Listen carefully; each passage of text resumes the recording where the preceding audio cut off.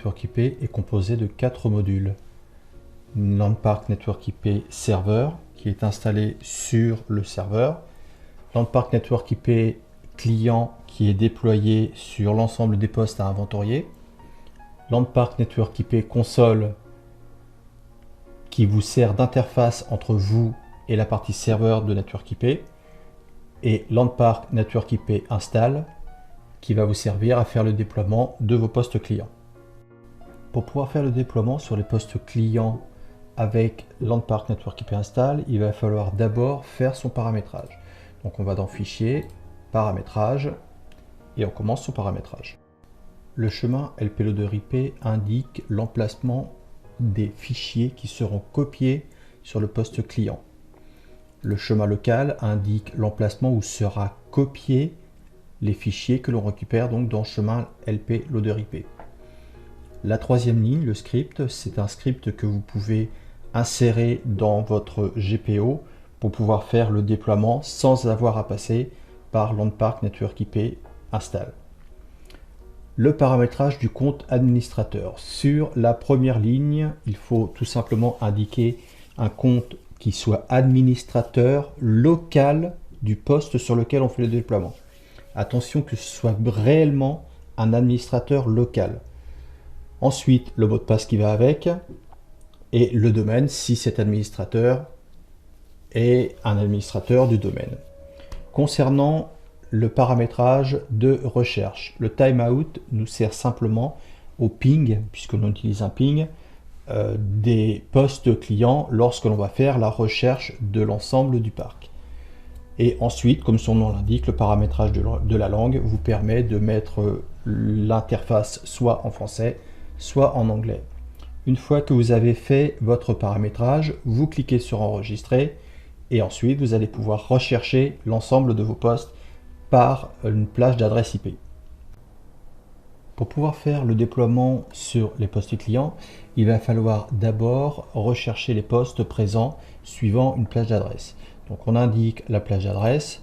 Là, je vais vous indiquer de 20 par exemple à 100. Et vous cliquez ensuite sur Rechercher.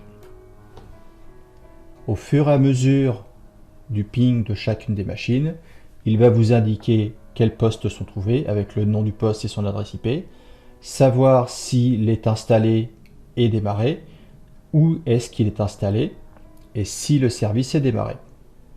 Une fois la recherche terminée, il vous suffit de cocher les postes sur lesquels vous voulez travailler, par exemple celui-ci, de choisir une action, installer, désinstaller ou mettre à jour.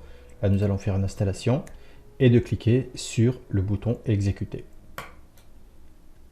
Lorsque vous cliquez sur le bouton exécuter, il installe le service dans le dossier qui est paramétré. Il fait un démarrage du service et une fois que le service est démarré, bien tout simplement, il vous le signale. Une fois les postes clients déployés, vous pouvez visualiser ceux qui se sont signalés à la partie serveur dans la console d'administration de Network IP. La console d'administration de Network IP est, comme je vous l'ai dit au tout début, l'interface entre vous et la partie serveur. Donc, si vous n'avez pas démarré la partie serveur et que vous essayez de connecter la console, vous aurez un message comme quoi le serveur n'a pas été démarré. Il vous suffit donc de démarrer le serveur et de relancer la connexion. Les paramètres de connexion de la console d'administration de Network IP sont à vérifier dans le menu Fichier, Paramétrer serveur. À cet endroit-là, vous avez donc le premier onglet Connexion qui vous indique donc le nom du poste sur lequel vous êtes connecté actuellement, l'adresse IP, et attention, c'est bien l'adresse IP du serveur de Network IP, là où était installé donc Landpark Network IP Server, et du port TCP qui est utilisé. Vous avez aussi le dossier résultat dans lequel seront copiés les fichiers qui sont générés lors des inventaires. Une fois que vous êtes sûr de votre paramétrage, vous pouvez soit cliquer sur OK, et dans ces cas-là, il faudra retourner dans Fichier et Connecter, soit tout simplement cliquer sur Connecter pour pouvoir connecter la console. Une fois que Network IP Console a récupéré et affiché les informations de Network IP Serveur, vous pouvez commencer à faire vos inventaires. Pour effectuer l'inventaire d'un poste, il vous suffit de le sélectionner en le cochant, de faire un clic droit et de demander l'inventaire de ce poste. Une fois que l'inventaire du poste est demandé, il passe en connecté et l'inventaire est donc noté comme en cours. Si jamais vous demandez l'inventaire d'un poste qui est actuellement déconnecté, tel que celui-ci, il restera en demandé et dès que ce poste se connectera, l'inventaire sera lancé.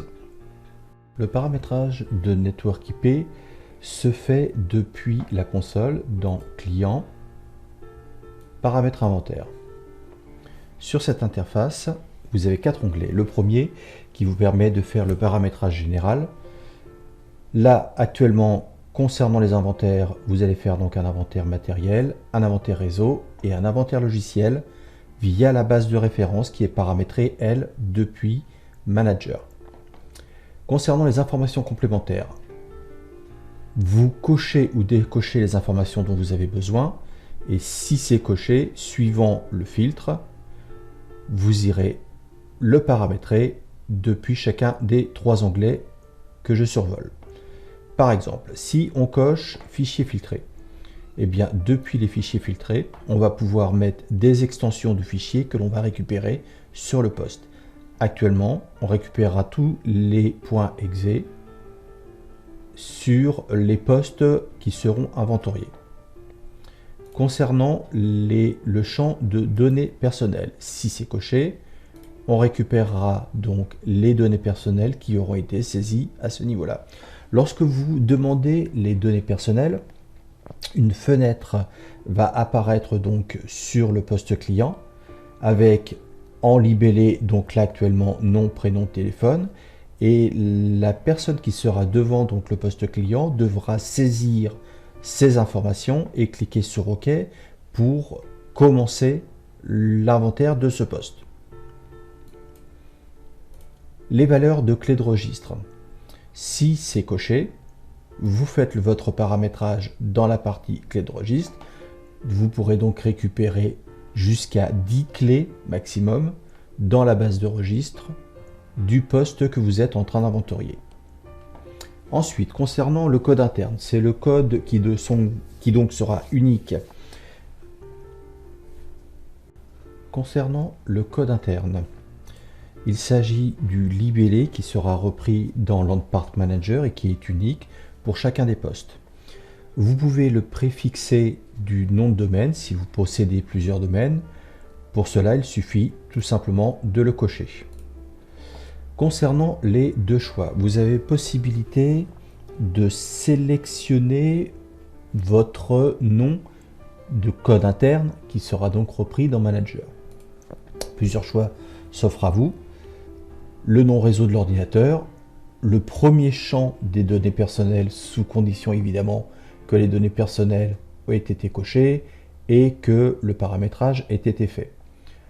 La première clé de registre, même situation, sous condition que la valeur de clé de registre ait été cochée et que le paramétrage ait été fait. Le numéro de série de l'ordinateur ou, nouveauté, l'adresse MAC de l'ordinateur. Par défaut, on vous propose le nom réseau de l'ordinateur, ce qui est le plus couramment utilisé. Si jamais vous avez fait dans le premier choix, on va prendre par exemple la première clé de registre et que cette première clé de registre n'est pas récupérée. Le deuxième choix de code interne sera testé.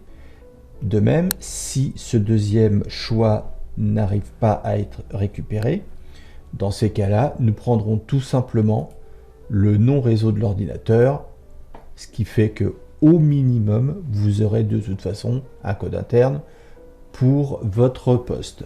Le code interne, c'est aussi ce qui va être utilisé pour générer le nom de votre fichier DTA. Concernant les préférences, vous avez donc 5 préférences cochables. La première, c'est de pouvoir masquer la fenêtre de saisie des données personnelles. Lorsque vous faites une demande de saisie de données personnelles, la première fois, cette fenêtre étant vierge, elle sera obligatoirement affichée. Par contre, si les fois suivantes, les données ont été renseignées, vous avez possibilité donc de cacher cette fenêtre et d'éviter donc une nouvelle saisie de votre utilisateur. Ensuite, vous avez possibilité de masquer la fenêtre principale du moteur. Lorsque vous faites un inventaire, une fenêtre peut apparaître, si ça n'est pas coché, sur le poste client. Il faut faire attention parce que cette fenêtre sera toujours devant, elle est on top, et normalement n'est pas bougeable, c'est-à-dire qu'elle gênera votre utilisateur pendant le temps de l'inventaire. Donc je vous conseille évidemment très fortement de cocher cette case de façon à ne pas gêner l'utilisateur pendant l'inventaire du poste. Ensuite, interdire l'annulation de l'inventaire n'est valable que si la fenêtre du moteur principal n'est pas masquée, puisque sur cette fenêtre, vous avez possibilité de cliquer sur annuler l'inventaire. Copier le fichier résultat en local se fait de toute façon systématiquement. Donc si vous avez besoin de récupérer ce fichier, il faut savoir que dans le dossier d'installation, le fichier DTA sur le poste client sera de toute façon créé. Et dernière case à cocher, créer un fichier log, à ne cocher que si on vous le demande en gros, puisque c'est un fichier qui va grossir de façon exponentielle. Au départ, vous aurez un petit fichier, mais au bout de quelques mois, vous risquez d'avoir un fichier qui prendra beaucoup de place.